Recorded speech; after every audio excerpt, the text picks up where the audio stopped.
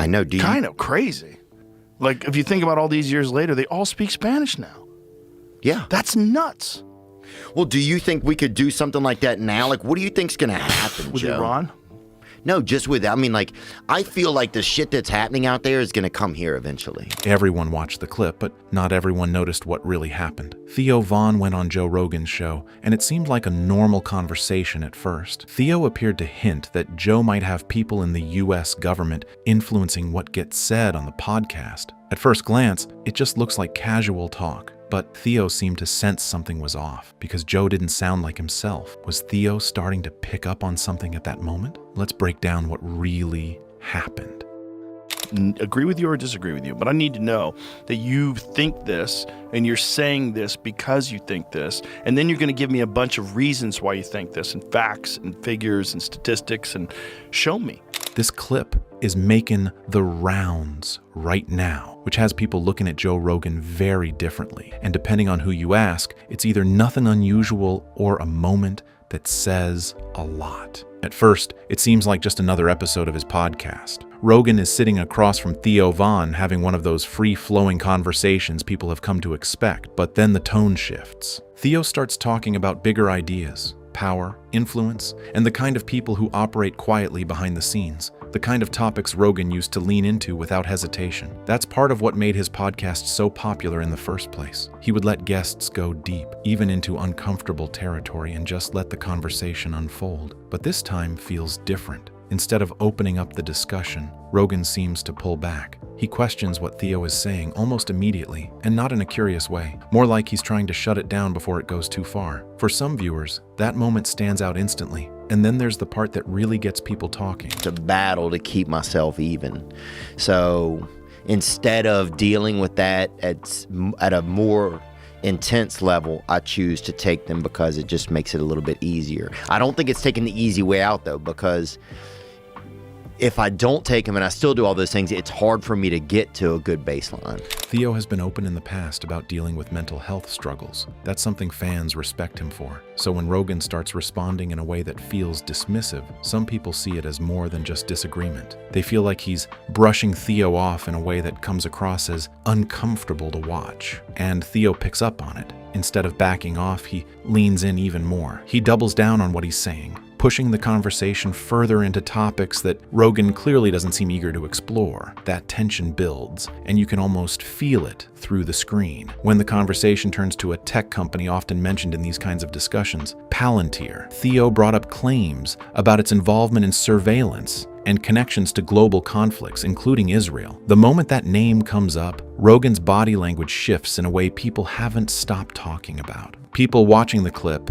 say he seems uneasy, and it really shows in the way he reacts. It's not the usual calm or open style people expect from him. Instead, he looks like he's trying to create distance from what's being said. For a few moments, it feels like he was trying to quickly move the conversation in another direction. Instead of digging into the topic, he seemed more focused on moving past it and reframing it so people would understand it differently. When information is pulled up to support what Theo is saying, Rogan doesn't engage with it deeply. Instead, he questions the source right away, calling it biased and suggesting it's not reliable. On the surface, that might seem like normal skepticism. Rogan has always said people should question information, but this time, some fans feel like it's different. They say it feels less like honest questioning and more like avoidance. Online, people begin connecting dots. They start bringing up powerful names, including Peter Thiel, who is often associated with Palantir. Suddenly, what started as an awkward podcast moment turns into a bigger conversation about influence and pressure. Now, there's no confirmed proof behind these claims. It's important to keep that clear, but the timing makes everything feel more intense. Just days before this clip, Rogan had another episode where he spoke critically about parts of the MAGA movement.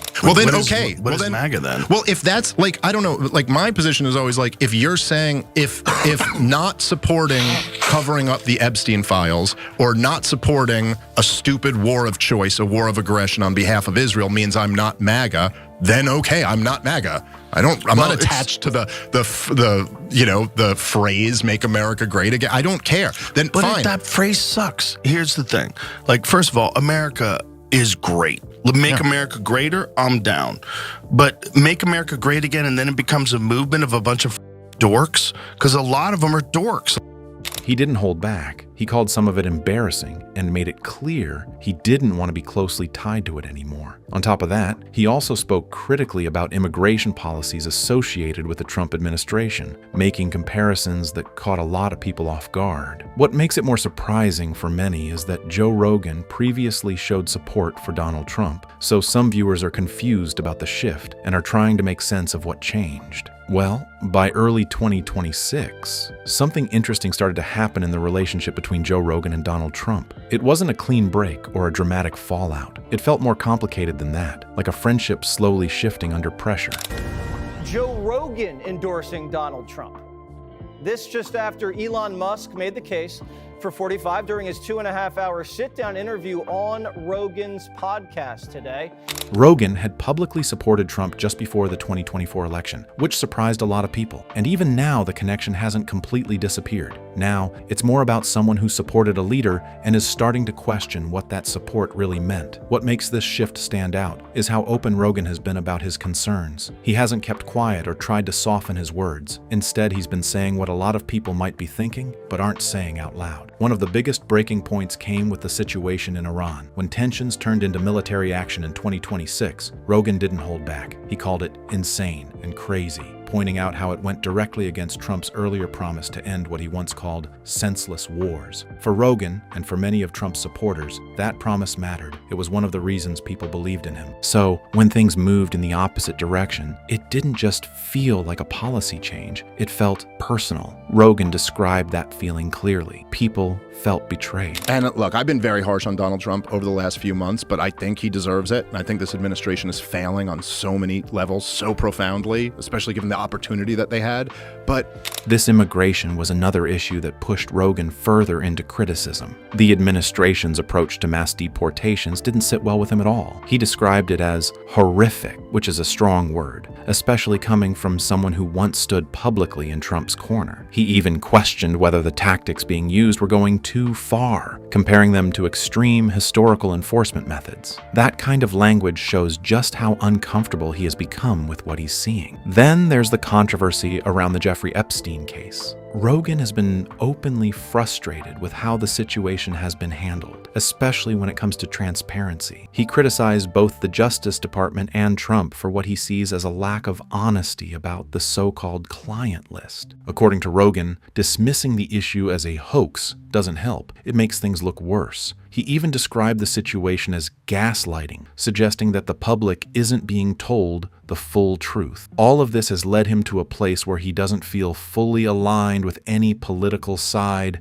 anymore. In April 2026, he admitted that he feels politically homeless. That's a powerful way to describe it. It means he's no longer comfortable fully backing the people he once supported, but he also hasn't found a new place where he fits. You can even hear the shift in his tone. He started to joke about some of the administration's more unusual ideas, like renaming government buildings. What once might have been defended or ignored is now being questioned, and sometimes even mocked. So now, when this clip with Theo Vance surfaces, people start asking bigger questions. Is Rogan just evolving in how he thinks? Is he being more cautious about certain topics? Or is he feeling pressure from different sides and trying to navigate it carefully? There's another layer to this story that makes everything even more interesting, and it centers around J.D. Vance. After Joe Rogan made those now viral comments about the MAGA movement, calling some of its supporters dorks and questioning how informed they really are, people immediately started waiting to see how figures inside that world would respond. And when Vance finally did respond, it wasn't what many expected. Instead of coming out angry or defensive, he took a much calmer approach. Joe says MAGA's full of dorks. What do you think? You consider yourself a dork?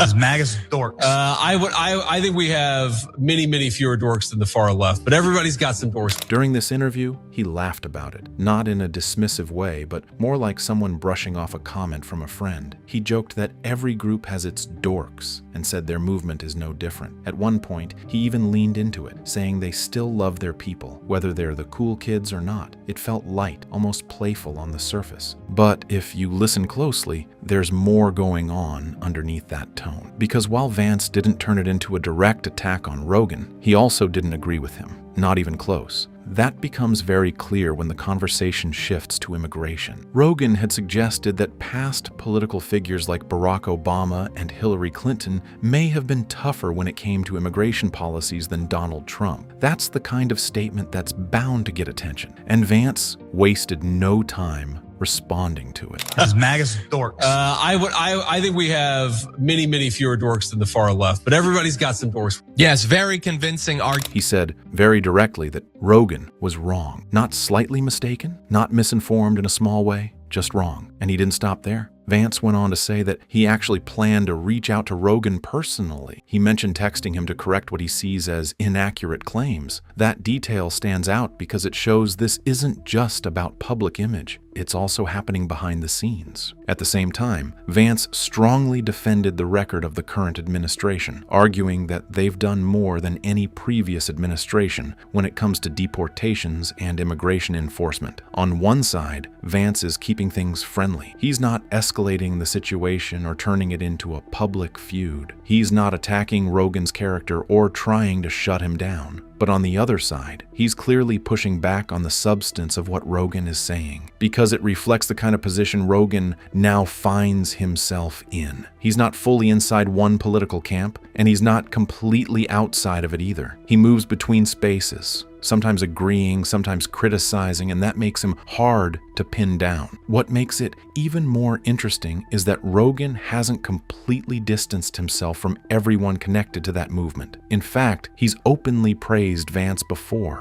He's so good at dismantling those dopey people. Yeah. And just breaking down, like she was like, this is a country built on immigrants. He's like, yes, that doesn't mean that 240 years later we have to have the dumbest immigration policy possible. After watching one of Vance's interviews, reportedly with CBS, Rogan reacted in a way that surprised a lot of people. He called it amazing and even described it as a masterclass. That's a strong endorsement, especially coming from someone who doesn't usually hand out compliments lightly. So when you look at the full picture, it's not a simple story of someone switching sides. It's more complicated than that. Rogan can criticize Donald Trump and parts of the MAGA movement, question certain policies, and still respect individuals within that same space, like Vance. That kind of mixed stance is part of what's fueling so much conversation right now, because people don't always know how to interpret it. Some see it as growth. They think Rogan is evolving, becoming more independent in how he thinks, and not blindly following any one group. Others see it differently. They think he's becoming inconsistent, or even trying to keep one foot in multiple camps at the same time. And then some believe he's under pressure, from political figures, from his audience, or from the sheer size of his platform. Because at this point, Rogan isn't just a podcast host having casual conversations anymore. He's one of the most influential voices in the media. What he says doesn't just stay in a studio, it spreads across social media almost instantly. And that means every comment, every joke, every criticism carries more weight than it used to. However, Joe Rogan is clearly navigating a space that's more complicated than ever. And whether people see that as honesty or something else entirely is exactly why this conversation isn't going away anytime soon. And just when it seems like things couldn't get any more complex, J.D. Vance steps in and takes it even further. This time, he dives into one of the most controversial issues tied to Donald Trump and somehow manages to challenge and push back against Joe Rogan's take on it as well. During a recent appearance at a Turning Point USA event, Vance addressed the ongoing debate about Trump's past connection to Jeffrey Epstein, a topic that continues to spark strong reactions across the political spectrum. Instead of avoiding it, Vance tried to reframe the conversation. But I have to defend the president on this because when he said that it was a hoax, what he was talking about was this democratic idea that he's connected to Epstein. If you look at those emails, it's like, they were in the same, everybody in Palm Beach knew everybody, okay? Like the president has said he knew Jeffrey Epstein and he was a scumbag. But what you see in those emails is that Jeffrey Epstein hated Donald Trump. And Donald Trump hated Jeffrey Epstein. In fact, one of the emails is about Donald Trump narking on Jeffrey Epstein to the local sheriff saying, this guy's a scumbag. You should go and pick him up.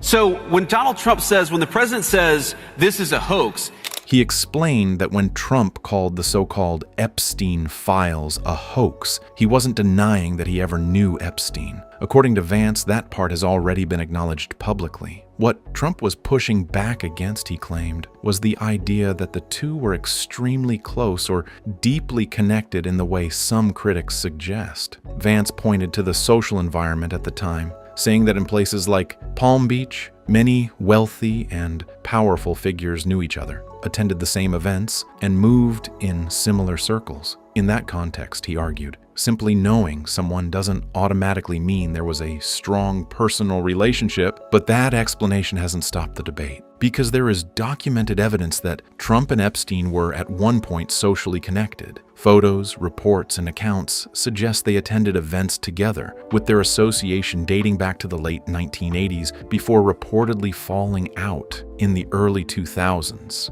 Vance didn't deny that history, but he leaned into what happened after. He claimed that whatever relationship existed eventually turned negative. According to him, messages and accounts suggest that the two men did not like each other later on. In fact, Vance went as far as saying that Epstein hated Trump, and that Trump felt the same way in return. He even suggested that Trump may have reported Epstein to authorities at some point, framing it as evidence that their relationship had completely broken down. And then Vance made a statement that really got people talking. He argued that being disliked by someone like Epstein could actually be seen as a positive sign of character. In his words, if the worst people in the world don't like you, that might say something good about who you are. That line alone sparked strong reactions. Supporters saw it as a bold defense, an attempt to flip the narrative and present distance from Epstein as something meaningful. Critics, on the other hand, weren't convinced. They pointed out that knowing someone, socializing with them,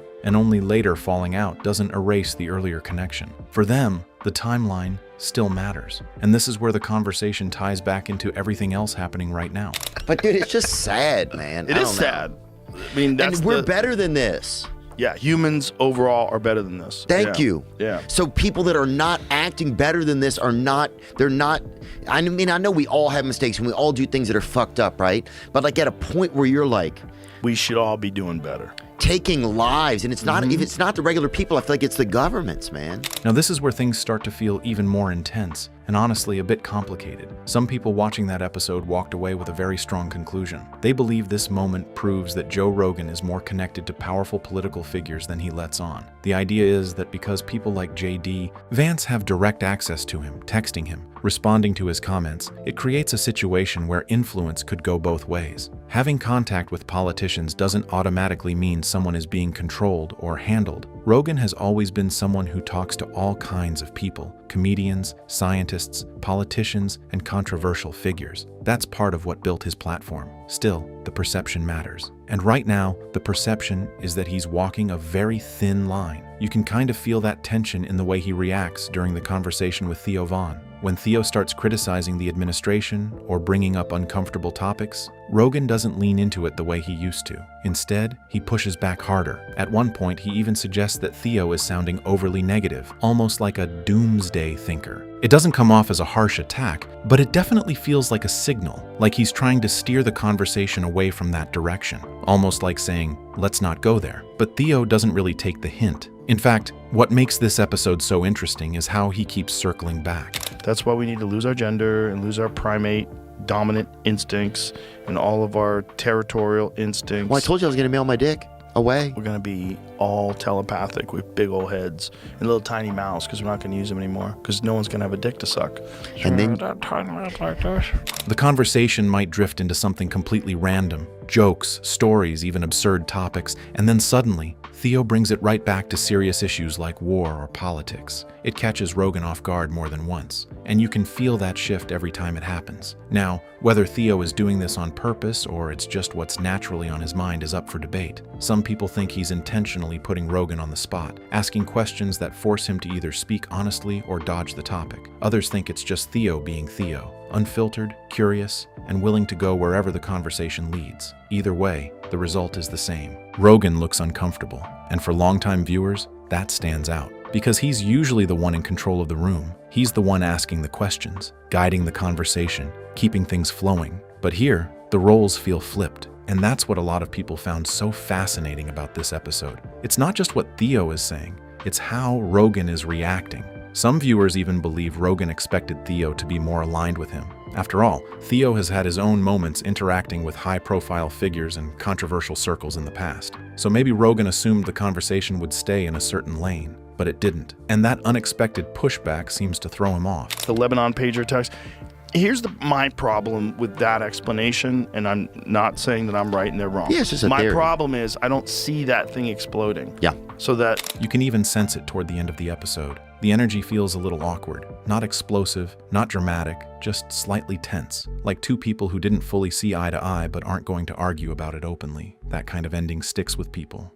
And it feeds into a bigger conversation happening online right now, because Theo isn't the only one who started speaking more critically. Other comedians in that same orbit, like Andrew Schultz and Tim Dillon, have also had moments where they questioned or challenged political narratives, even after interacting with major figures. So now people are looking at the bigger picture. They're asking, out of everyone in that circle, is Rogan the one who's still the most closely connected to political power? And if so, does that affect how he responds in moments like this? Of course, not everyone agrees with that. Some people think Theo is the one who's changed, that he's now speaking out more, questioning things more openly, and maybe even trying to distance himself from past associations. Others think this is all being overanalyzed, and that what we're seeing is just two guys having a messy, unpredictable conversation, the kind Rogan's podcast has always been known for. But regardless of where you stand, one thing is clear. This episode struck a nerve. A lot of people found it genuinely satisfying to watch Rogan get pushed a little, to see him questioned instead of always being the one doing the questioning, especially when it comes to topics like Donald Trump, war, and political influence. And if you didn't get a chance to watch the full video, here's a quick breakdown of everything Theo Vance said. what happened is slowly but surely, and quickly at first, because when they tried to nationalize oil, the CIA swooped in and they fucking got that guy out of office, and they allowed these Islamic, radicalists to start running the country. Well, that's They when kinda Hezbollah placed started, them. right? I don't know exactly when Hezbollah started, but the point is, the country was doing fine before we monkeyed with it. During his most recent appearance on the Joe Rogan Experience, Theo Vance delivered something that felt less like a podcast conversation and more like a release. It wasn't polished, it wasn't filtered, and that's exactly why it exploded online. Theo wasn't just joking around or telling stories, he was clearly frustrated. And as the conversation went on, that frustration turned into something deeper. One of the biggest moments came when he started talking about war and who actually pays the price for it. Theo didn't hold back. He spoke about wealthy politicians and powerful figures who support military action, but never have to deal with the consequences themselves. In his words, it's always other people's families who are affected, other people's children who are sent into danger. And that's what set him off. He made an emotional statement, basically saying that if leaders had to send their own kids into those situations, they might think twice before making those decisions. It was raw,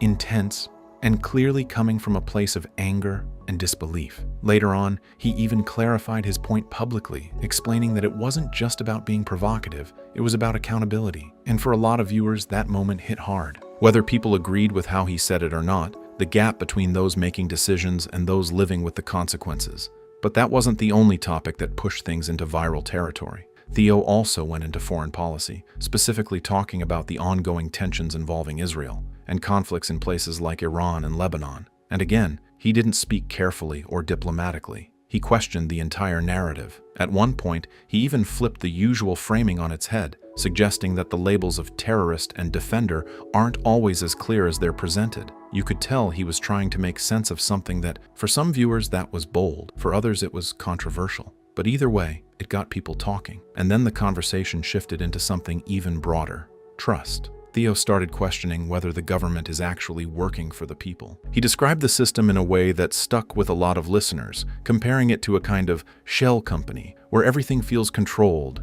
privatized, and disconnected from everyday reality. It's the kind of statement that sounds extreme at first, but the way he said it made it feel like he was trying to explain a feeling, not just make a claim. A feeling that something isn't quite right. And then came one of the most talked about moments of the entire episode. In the middle of all this intensity, Theo said something that caught everyone off guard. He said it feels like Satan is amongst us. It was dramatic, emotional, and clearly not meant in a literal sense, but more as a way of describing how dark and confusing things feel to him. That's when Joe Rogan responded with a joke. He told Theo, "We've got to get you off those antidepressants, son." Now, depending on how you watch that moment, it can come across in very different ways. In classic Theo fashion, he mixed in humor, even when talking about serious issues. One moment that stood out was when he talked about TSA workers during government shutdowns. He joked about how they sometimes don't get paid while politicians continue receiving their salaries. He even shared a bizarre story about trying to give a TSA worker edible goldfish just to help them get through the situation. It was funny, but also made a point, that sense of imbalance, of things not being fair. And after all the reactions started pouring in online, Theo came back to address one of the biggest criticisms, whether Rogan had been gaslighting him during the episode. Theo shut that down pretty quickly. He explained that before recording, they had already been talking about his mental health and medication. According to him, Rogan wasn't trying to undermine him or make him look unstable. In fact, he said Rogan has always been supportive behind the scenes. That context changed how some people saw the moment, but not everyone. Because at the end of the day, this episode wasn't just about one joke or one comment. It was about a bigger clash of tone, perspective, and emotion. You had Theo, raw, emotional, questioning everything, and Rogan, more grounded, more skeptical, is trying to keep things from going too far off track. And when those two energies met, it created something people couldn't ignore. That's why this episode stuck. Not because it had all the answers, but because it felt real, messy, and unresolved. And sometimes that's exactly what gets people paying attention. If you enjoyed this video, hit that like button, subscribe, and turn on notifications so you don't miss the next update.